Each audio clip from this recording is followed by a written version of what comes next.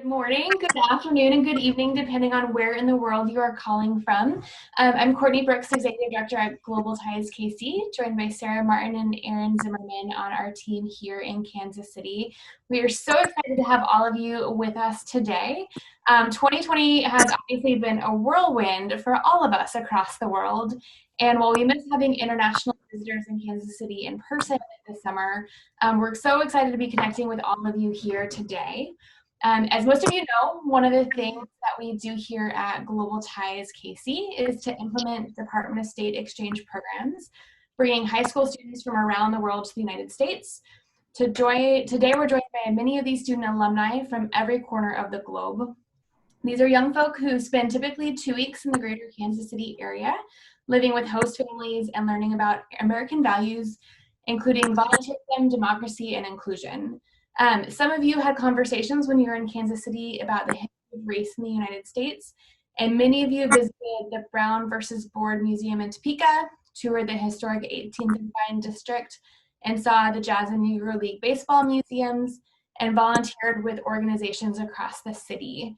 But based on conversations in the last few weeks, we know that a number of our student alumni were surprised by the protests that started in the United States this summer following the death of George Floyd and other Black Americans.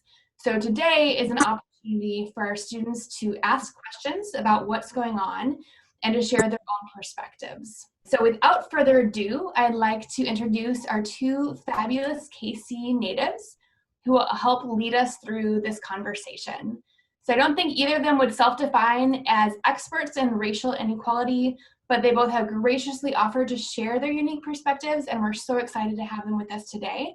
So Garrett Brown is an art teacher and arts integration coach for Liberty Public Schools here in Kansas City, and he's a part of the core leadership at Open Table KC.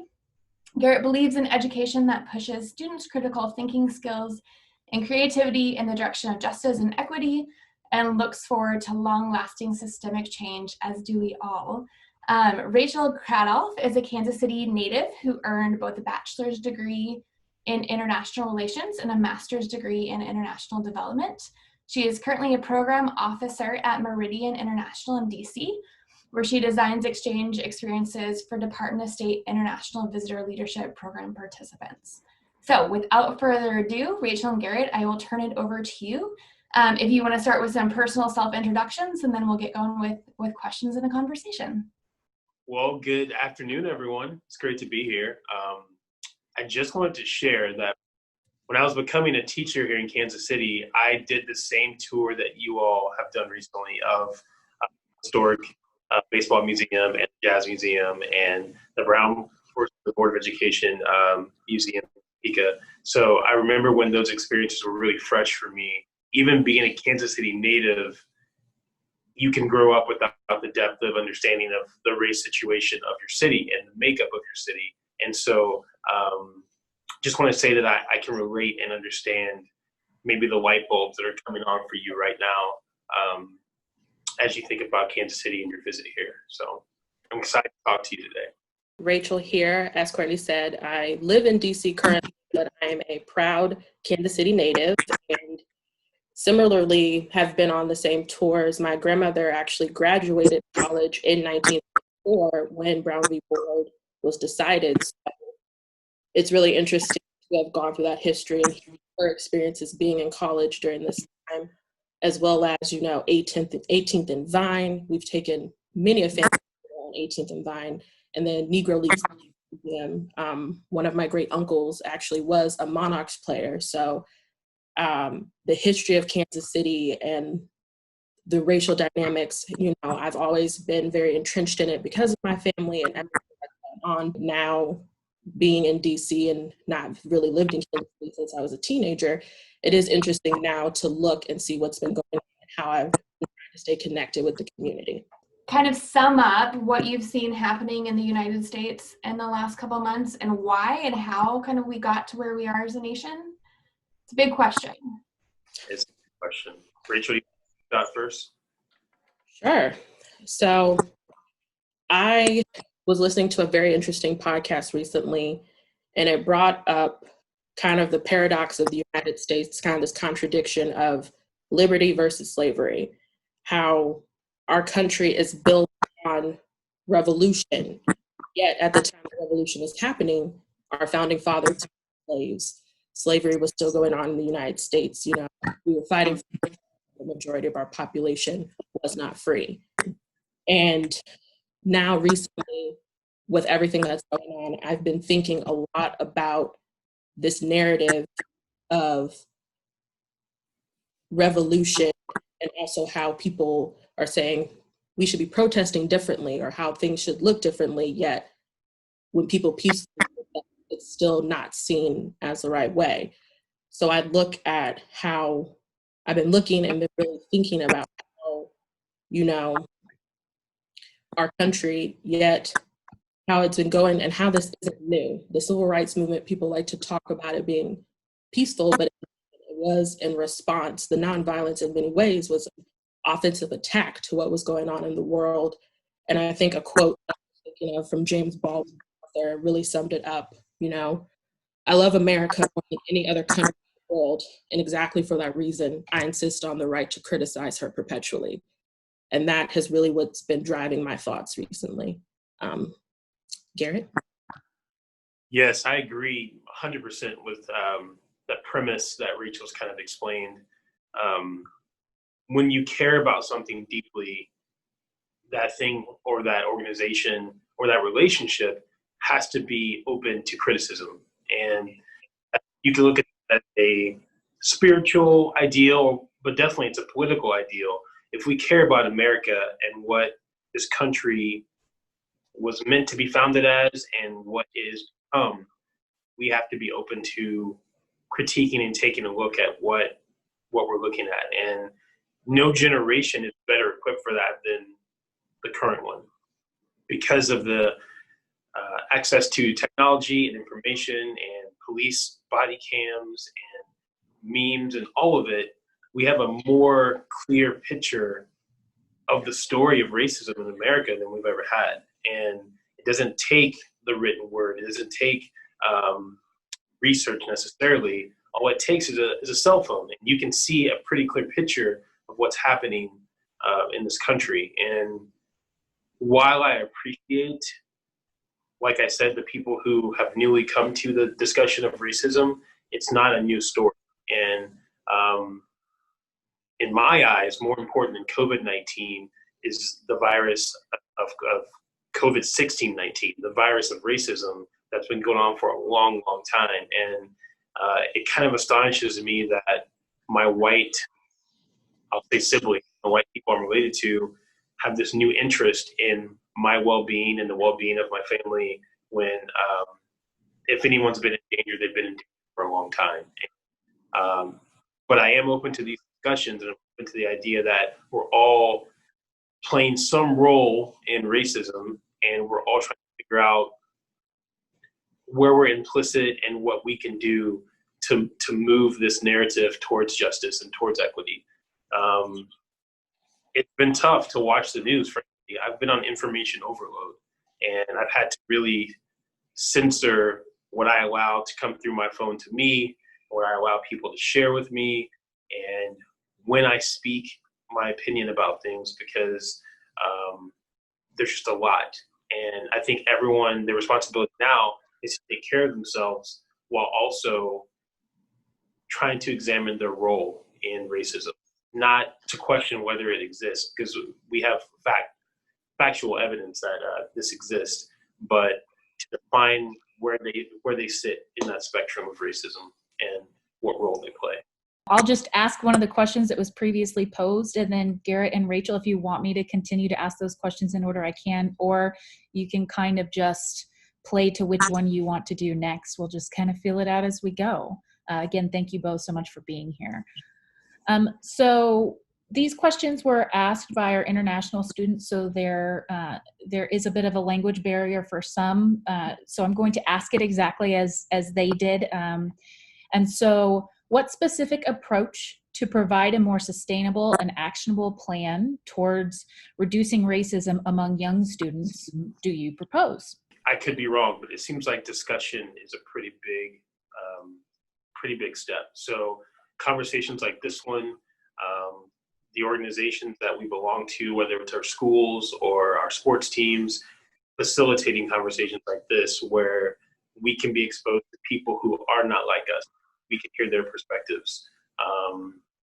I'm an educator and a father, and so of course I start where I have the most influence, in my classrooms and in my home.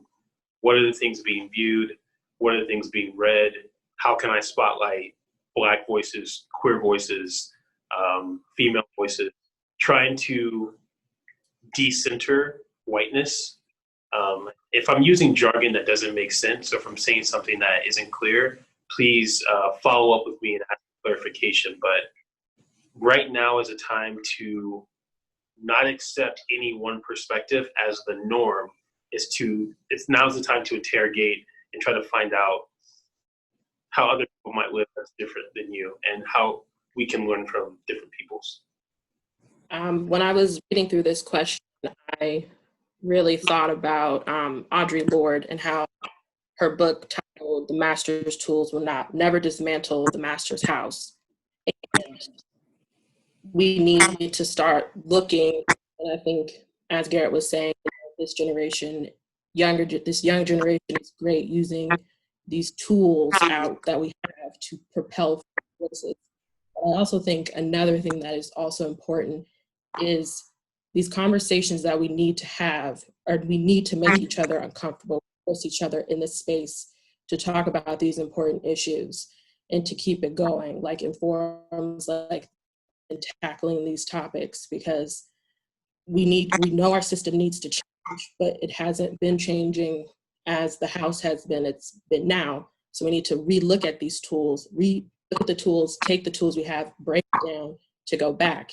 Also, in the United States, with this being an election year, really being involved, especially outside of, the presidential election, but local elections, and looking at what can really inform and affect your community.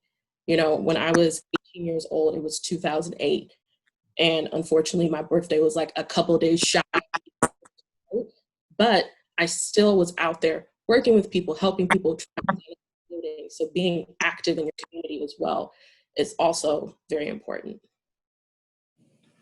And as a general encouragement, when we talk about your as a younger generation, I think what Rachel and I, if I'm able to speak for her in this case, I have a lot of hope and optimism that you have a better handle of some of these newer tools than I did. I was not, sadly, politically active when I was a young person, and I operated with the amount of privilege that I was able to not be.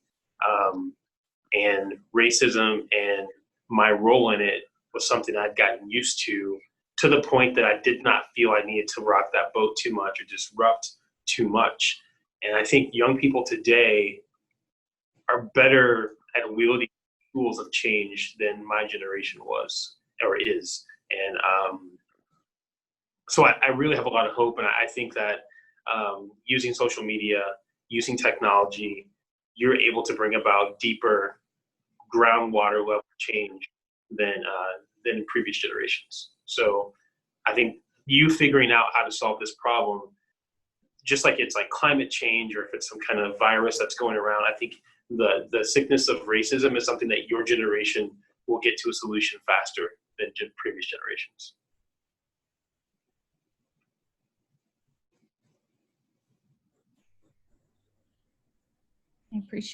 I appreciate that sentiment too. It's empowering, I feel, to be told like your generation is going to be helping with the solution to this. Another question that was posed previously was, are most people racist? Are there some parts of the United States where racism is greatest? And again, just as a reminder to everyone, these questions were posed by international students, and so they're super curious about this. I was born in Arkansas, and so typically the South of North America is seen as more racist because of how policy and laws were kind of radiated out during days of slavery, and how emancipation and Jim Crow laws functioned in America. And so yes, parts of America like the South are typically where a person who looks like me might experience more overt racism, like in my face, kind of like verbal or things like that. So yeah, the obvious answer to that is yes, but also there are different types of racism, maybe. And I think that's something that you can think about defining with some research. I don't get called the N-word very often, if that's maybe ever happened to me, like in public. And so I think when people think about racism, they think about things like that. And frankly, that wouldn't even bother me that much. The more damaging type of racism is systemic and big picture, where I have more trouble establishing good credit or buying a home or getting a certain job because of how I look compared to someone else. And so that type of racism can happen in any part of the country. And I think that is more damaging. And looking at are most people racist, I think really, especially recently, most white Americans are really coming to terms with how racism and systemic racism has affected their lives and how they need to come to terms with how racism is ingrained into society and how it really is part of the American story. And I think that really kind of encompasses that question around that, because a lot of people do not want to be called the word racist. That is like, that even comes into the picture of people, no, I'm not racist. But that's not really the point now. The point really is looking at how this system has been affording other people opportunities and privileges that aren't afforded to others, like Garrett was talking about. And I think it's also important to look at outside of that, when he was talking about less of being called the N-word. I mean, it's more of me too in Kansas City, the school I went to, being the only Black teenager, female in the classroom. I went to an all-girls high school, and how in class I knew that any topic that dealt with Black Americans was going to be discussed, every eye was going to be on me.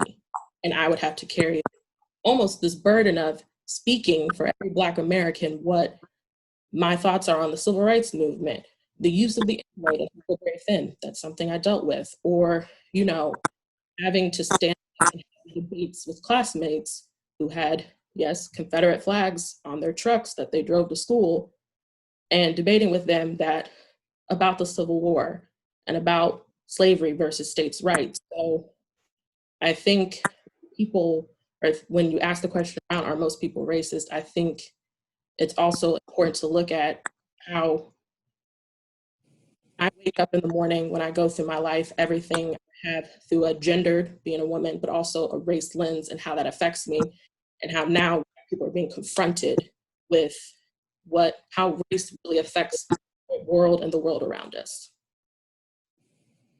I think this is a really important question, and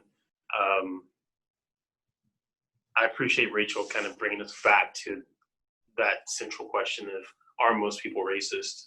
I think about capitalism, and if someone were to ask, are most Americans capitalists? I'd say, well, yes, that's how the country is set up, and you don't have to do anything to be a capitalist in America. You just have to come join the system that's already set up. And I don't know if Rachel would agree with me, but I feel like that is how America is set up with race. You don't have to do anything necessarily to be racist in America. You just have to come join this system that's already set up. And once you participate in the American system of how things work, you're kind of automatically complicit in race and how it functions in America.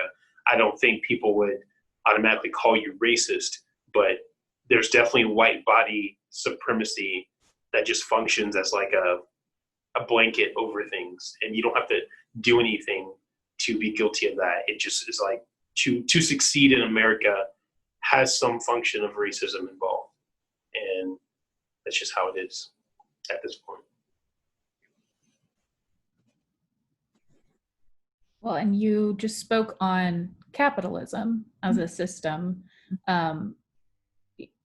how do you see, and if so, how do you see the connection between capitalism and, for lack of a better term, anti-sustainability and racism? Do you see a connection between all of those? I know I've read quite a bit recently about there being connections.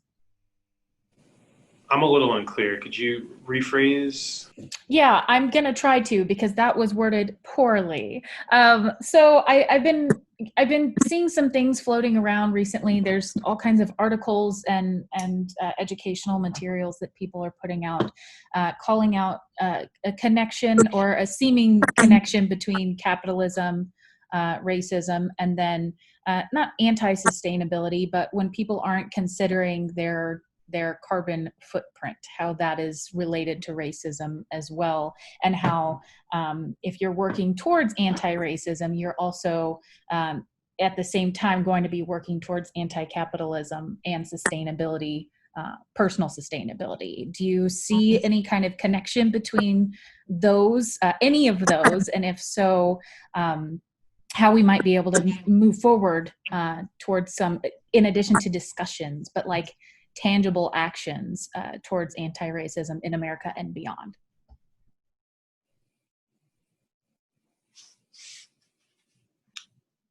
I'll defer to Rachel first. I don't know. I do see a connection between the two, because when you look at the history of the United States built on cheap slave labor, I do see how all of this is connected. And also how, when you speak of, sorry if this doesn't make full sense, I was processing as you were asking. But one of the main things when you were talking about climate and also sustainability, I was thinking of the fact that it still has not, Flint, Michigan does not have clean water, and how all of this is really tied together. And a lot of these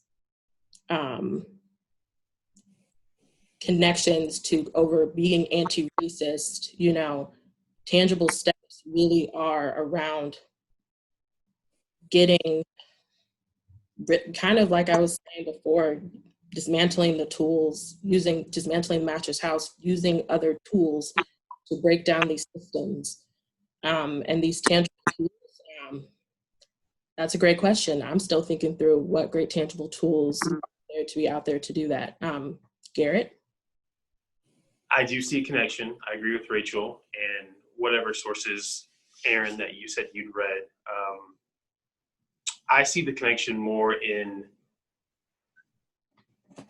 look at American traits and the things that we think of as distinctly American. Like, I think people use the terms like pulling yourself up from your bootstraps, and like, I'm a self-made man, and I built this company with my bare hands. The things that we praise in American business and American commerce, a lot of it has to do with the individual. A lot of it has to do with like a rugged individuality that is all about what I did by myself, or maybe just for my family or for my tribe. And often it is at the expense of someone else. In fact, I think it's very tough to build anything large without somebody taking a hit. And in America, that collateral damage has always been a part of it, whether it was slaves or Native Americans or indigenous people, or if it was outsourcing things to other countries for cheaper labor. We are very used to, in this country, getting things and maybe not caring how it is sourced and where it is sourced, from our coffee to clothing, and it's just the norm. And so to me, there is a very clear tie to racism and capitalism. And if you were to tell everyone, if you're truly trying to be anti-racist, look at where your clothes are made and look at how you get your food, and make sure that all the steps of your purchasing are kind of like, guilt-free or responsibly sourced.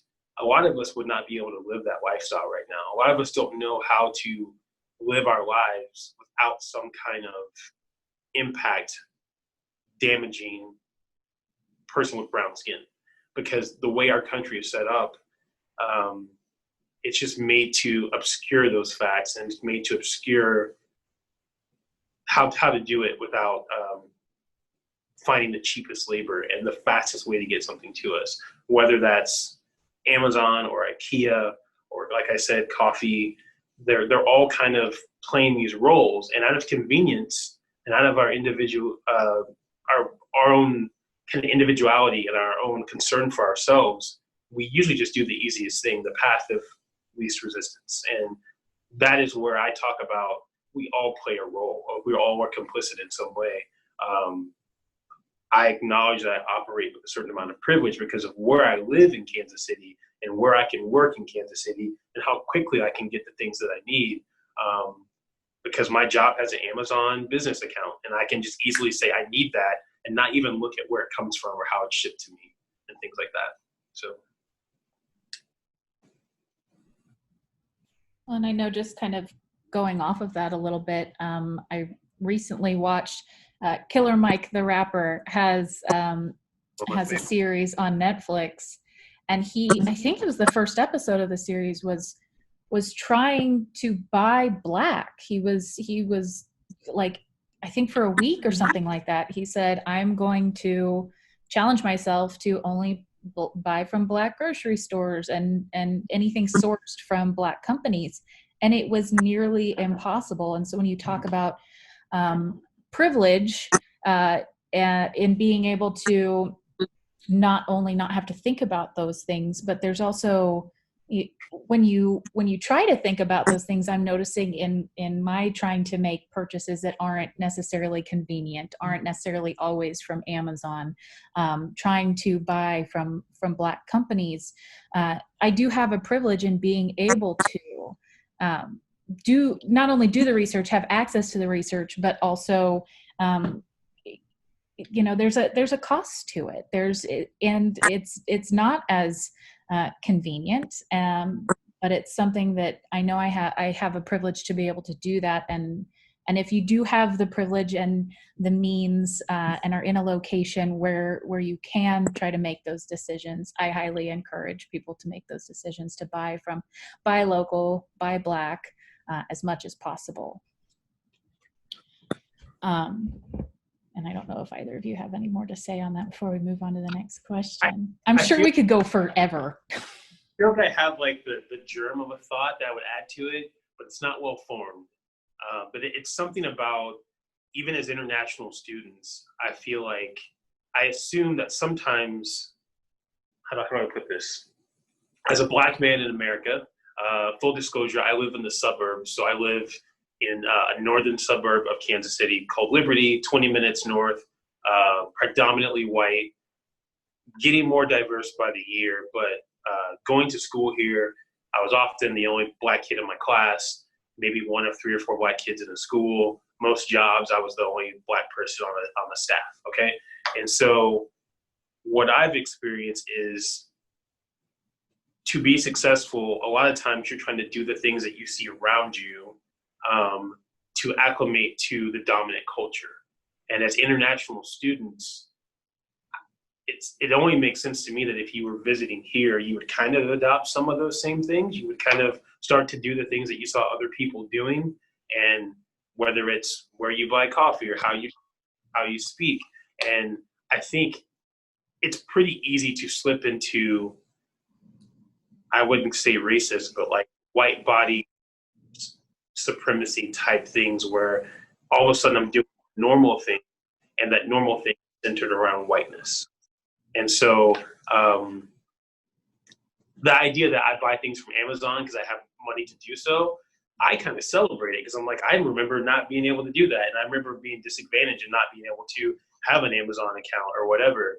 But there are some people who are privileged enough if they've never had to think about disposable income or where things come from and things like that. And so sometimes brown bodies, international people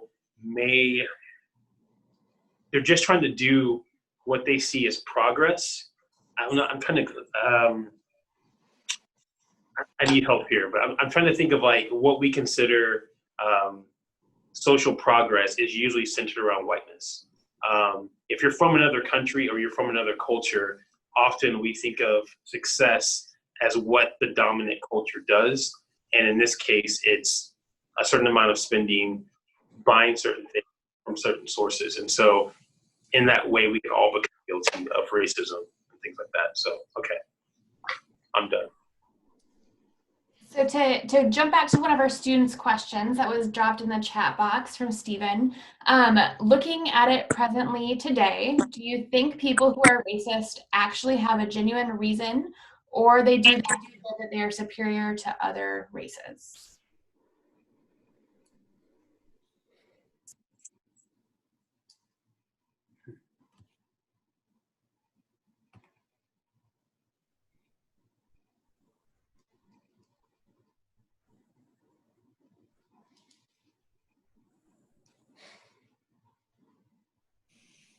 Trying to think about the term actually racist. Is that what the question? Mm-hmm. It's in the chat box. I'm reading it. And I'm wondering if you can think of it obviously however you want, but maybe actively racist. I don't know if you see a difference between active and passive racism, or if they're all the same.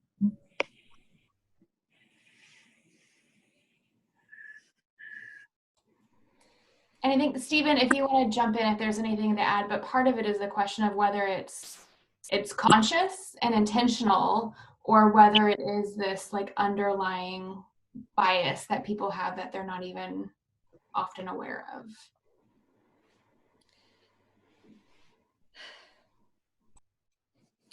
I could start off briefly. Like how we've been discussing, I think a lot of people now are really trying to navigate and trying to think about how to be racist and how to show support for others. I think, and this is how I'm kind of reading the question, how I'm looking through it, is how people can be great allies and how people are learning what it means to be an ally, what it means to, what it means to be performative versus, posting a great thing on social media, but what are you doing outside of that? Or the real action. And I think that's also permeating companies as well, because more than you see all over social media, you see all over feeds, you see companies talking about, oh, Black Lives Matter, this and that, like coming out with these statements. My Gmail was these action statements, but there has to be a deeper discussion around this performative allyship and what is true and real action. So a lot of people, like I was saying, are really being confronted with how racism has really affected their lives in a privileged way, and how right now they're really trying to put themselves in space by thinking about how to be kind of that ally and how to work through that. And speaking earlier kind of about some voices a little bit louder than others, and how we need to start working to amplify other voices, because that is important. It's important that there are new people coming to the table that are realizing that's coming for them, but they also need to realize at the same time these voices that have been around saying this has been going on. I really like COVID-19 for a long time. You need to also be in the same, to be that good ally who's not only out there posting the great social media post, but also working with those voices to amplify them. Hopefully that answered the question, but that's kind of how I was thinking through it. And I'm not sure if it was Stephen's intention or if Aaron kind of skewed us this way, but I was thinking of this question also more as like, is this a conscious thing that people are doing, a choice to be racist, or is it like unconscious? And I would think it's more under the surface. I think of it as most people do not walk around thinking they are better because of the color of their skin. It's way more about how they were raised and the type of things they saw on TV and in media when they were younger. The type of language used in their homes is very important. And in the same way, comparing it to COVID-19, I tend to think of things in like metaphors and things like that. But the same way that you can be asymptomatic and not show symptoms of COVID, but still be a carrier, you can be a carrier of racism and not be saying anything racist. It's not a conscious thing that you're doing. I think sometimes people are quite nice to me and being quite sweet, but what they're actually doing, there's an air of superiority how they're talking to brown people in their lives. And it's sneakier, it's more subversive, it's harder to address, but I think that's how racism spreads and how it's lived as long as it has. It is very hard to just eradicate. You can't just tell people don't be mean. People aren't always being mean when they're being racist.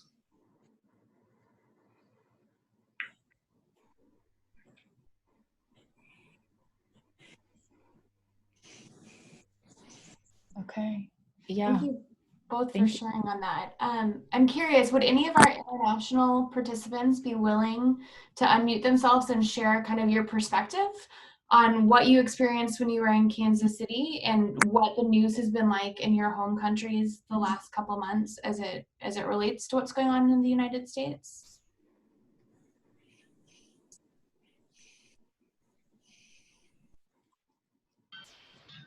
Prince? Yeah, I think actually, when I was in Kansas City, it actually gave us a lot of, opportunity to meet people. And, over there, we're welcomed by everyone and everything is friendly, kind of. Yeah. It was like feeling at home because, when you move around with the right kind of people, you feel okay, yeah, I'm at home.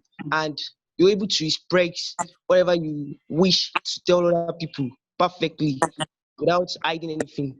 And in our own country, yeah, I think the way it's happening over here, I think, yeah, even we of the same race, I think we're actually most time responsible for whatever is happening. Because, yeah, we are not agreed among ourselves, like, okay, we don't agree on the kind of people we are. We think, okay, yeah, other races are better than us. And when we think that, we actually make ourselves feel inferior to them. So, and when we do that kind of stuff, those other races, they think, okay, yeah, since we've actually instilled fear in them, we can actually do whatever we want to do to them because of the fear that has been instilled in them. But if we actually think ourselves as equal with other races, then we'll be able to actually kind of get rid of the fear that has been instilled and be able to move on with our normal lives and do things equally. I think that's just what should be done. Thank you, Prince. No, it wasn't me, it was Steven. Steven, okay, sorry. Hello, everyone. My name is Prince. I'm from South Africa. Let me start by saying I was talking about my stay in Kansas City. When I was there, it was in 2018. Yeah, so I really enjoyed it. Lots and lots of friendly people. Very interesting part. I saw some very interesting parts. I got a chance to go to one of the schools there, which I sat in a classroom with the students. I really enjoyed it, and I miss everyone around around there. I'm gonna come back very soon again. Let this COVID-19 end. So from our side in South Africa, regarding the news of the whole thing, the protest, the Black Lives Matter thing, the racism thing, it's been really difficult, especially for me because I work for an American space, which my job is to promote everything that's happening in the US to get South African students to get interested in going to the US and studying that side. So we've been having a lot of problems with, the questions like, what are you guys doing? You're just advertising. You're just advertising your programs and things like that. So, it really affected our people that side, this side, really, really bad. Uh, like they feel for them because we know the feeling. Uh, South Africa has went through racism for how long? Even right now, it still exists. I won't lie, it still exists. It's everywhere. Like you said, that like people will think that they're not racist, but by the things that they do or the things that they say, you can tell that the person is racist. So just like recently, 2 weeks back on the news, it was all over the news when one of the black guys in Cape Town, he was humiliated by the police. He was taken out of his shack naked in front of the kid, and the police pulled him down in front of everyone outside because they wanted to demolish the shack. And he said that, let me dress first, but they didn't allow him. So things like that. And the worst thing is that those guys who did that were white police officers. So this thing is affecting everyone. And I think it's a real disease. I won't say that it's someone's, it's mental to what, it's a disease that we need to, and sometimes a disease is not easy to get rid of. Example, COVID-19. It's not easy to get, but uh, what we should do, like in South Africa right now they're starting to protest, like, guys, what are you doing now? The guy has been humiliated. The same thing that you guys are doing in the US with the Black Lives Matter. So uh, I think uh, this thing, it affects us all over the world. Uh, and guys, it's not easy. It's not just gonna go away. It starts with the families first. Teaching your children, teaching them about color. Like there's no such thing as color, that we're all human beings.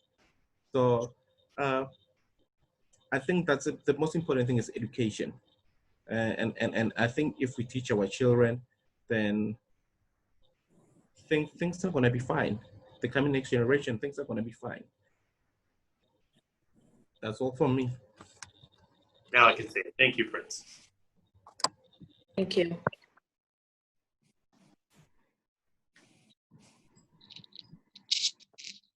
Hi.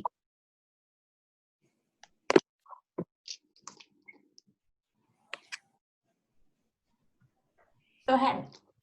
Yeah, okay. So hi, Esma here. Hi, good to see you again, Courtney. And yeah, Sarah as well. So my time in KC was really an amazing time with my host family. It was beautiful, but did remember a few times when my host family and I went out to communities, and I happened to be like the only black skinned. I had lots of questions. A few times I had people asking me, oh, I didn't know you were that confident. And I know I could quickly watch my host mom's face, and I could tell she didn't like that statement. Like, what did that mean? And there were times where people said, oh, how did you learn to speak such good English? And she would say she has a master's. Like, so I knew that it was an opportunity for me to kind of really engage people more, but it did came with a look like a kind of a racist talk. And we had time where we would digest some of those feedback that I would get whenever we went out. And so it was great. But my one interesting experience I had recently was in Santa Barbara, which happens to be a more like wide community where I was specifically. And I was in a school for 3 weeks. And in that school, there are probably less than 5 Black students. And so all of the students were white. And each time I walk, I got this stare where the student would give to me. But after I presented a TEDx talk, and which touched on how we create perceptions and how we see other people different than us. And so it kind of gave an opportunity with the children, which I really loved, we were able to engage with each other, and they would ask questions, they would talk to me, and they would tell me in honest and in all sincerity that they didn't really, they've never engaged with, there were a few of the students who said they've actually never engaged with any black skinned person before, because the people that they always see around them are just like white skin. And so they were happy to connect and understand how does it feel, even though I am not a US citizen, like I'm Ghanaian, but it was nice to connect with them because they were really open to learning. And so the issue of socialization, which was already mentioned, I think I'll just reiterate that it's very critical how we train children and how they start the perception, how they create their own perceptions about other children that don't look like them, other children that are different from them. And so the socialization, it's very important, very critical that we really pay attention to that as well, and really engage people when they are open for that engagement. Because the flip side is a lot of people, and I'm a school counselor, so work with a lot of my school is an international school, so we have a mixed race in that school. And what I see with the black students is low self-confidence. Like sometimes they look like they're literally scared to reach out to the other colleagues, because you can talk of the media, what the media says. Sometimes you can talk about, and still the home as well, because they're often where they're just waiting for the white student to reach out to them and said, and I do engage them, why don't you reach out to your friend? They're like, I don't know, maybe they will reject me. Even as same students in the same school, they do experience that. So I think this issue of racism, as adults, if we are really unable to deal with this, because this is decades of conversations that has been going on as far as I can even remember. And if we do not deal with it at a very, with young people, then I'm afraid there will be more decades and we will still not be able to deal with this issue. So I would just suggest that we start a lot of this conversation at the very primary level, where we speak to young children in schools, make them understand, just allow them to be children and allow them to be human, and then learn to appreciate each other. That's just the bits that I'll add to it. Thank you.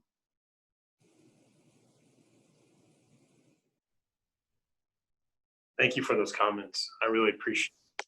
Thank you.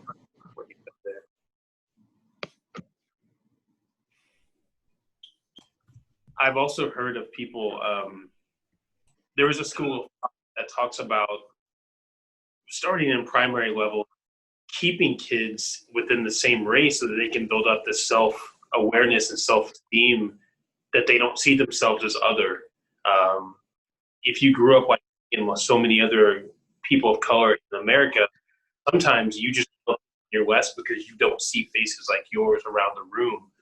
But imagine if that same person only faces like theirs, they could think of themselves as more than just a skin color or the black kid, 40 kid, or whatever. Think of themselves as good at art. I'm science. I'm good at they can establish themselves in a way. So, but you're right. Socialization at a primary level is very important.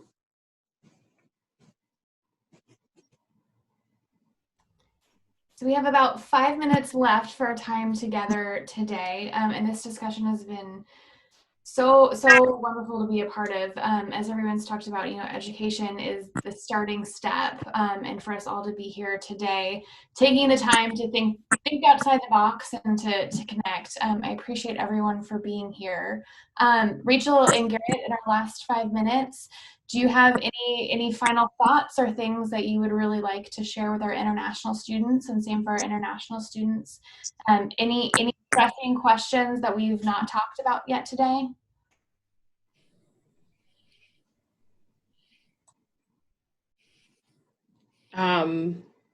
The one question I really thought a lot about was the impact of racism on international, I think it was around student programs.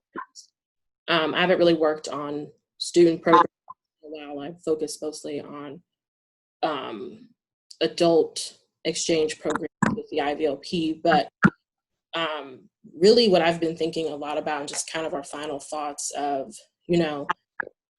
and it's an issue in general, just looking at the lack of diversity of those who are working on those programs, and also how we need to, it's great hearing people want to be more involved in international relations, majoring in that and getting into that. But I remember a lot when I was, mentioning this major to people, they're like, well, why are you studying international affairs? Why are you not looking at in the US? And then, I'm like, I do care about that. And my path to studying international affairs was my love of history, my love about the history of the United States and the history of the world.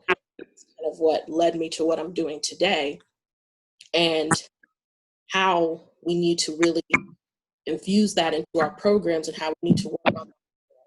And also just this discussion and how is we're going to really have to start these more in these programs and really putting them up and really putting them into these programs as well. And one more thought was just about how when we're creating programs, I remember, I had an opportunity to program a program for a group of young people from the UK who immigrated to the UK. But when I walked into the room and they saw that I was the one working on their program, they were all very excited. Someone who looked like them was working on their program. They assumed that the program officer was going to be a white person, and how they were looking forward to how that, and they thought and they appreciated what I put into it. And just having this great work we're doing reflect the US, and also the important work of, although we're doing this great work, and although these are all great people, and we think we have competencies and we're doing that, we still need to confront how racism can feed into our programs unknowingly, and how we need to keep working to confront that. Those were some of my final thoughts. I just want to say I appreciate everyone's time today, and this discussion and discussions like this are how we get the ball rolling. And don't be afraid to ask questions. You sound a bit silly.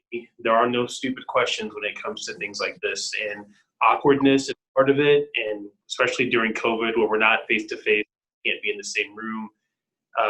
There's going to be some awkwardness, but it's worthwhile if the end result is a better understanding of ourselves and of our world. So just be encouraged that this is how it starts.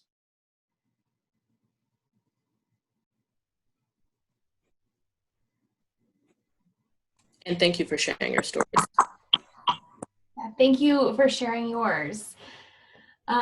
Rachel and Garrett, we can't express enough how much we appreciate you taking the time to be with us today, and to all of our students and local participants who have joined us to be a part of this conversation. It's not an easy conversation to have, and like you said, those pauses and those spaces where we take the time to think are just as important as I think some of the words that are said. And I hope this is a starting point, or a second point to continue some conversations that we've been having, in our homes and in our schools and in our communities. And so thank you all very, very much for being here. We are always a resource in Kansas City. So if anyone needs anything or wants other connections of places to look, things to read, research to do, we have some of those resources that we would be happy to share forward. Erin has done an amazing job of putting some of that together. And it's good to see you for all of our international students. You will always have a home, so come back to us whenever you want to. And thank you all again. Sarah, Erin, any last thoughts?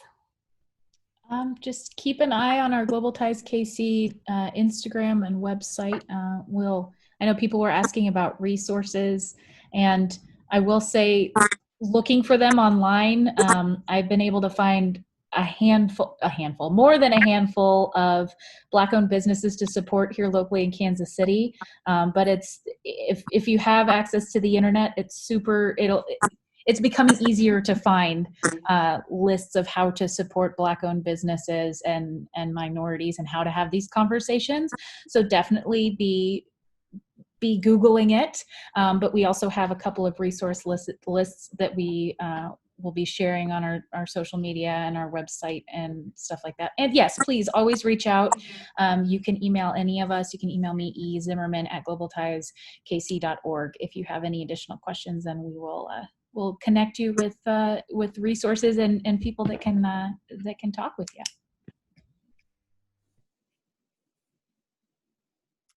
Yes, it's been great seeing everyone. Thank you everyone for coming, and our youth program participants. I miss you all. We value your guys' continued investment into Kansas City and having these conversations. We hope that it was valuable and that you've been able to grow from some of it, whether it's the language you heard. You might hopefully be looking some of those specific words up to learn a little bit more vocabulary on the issue.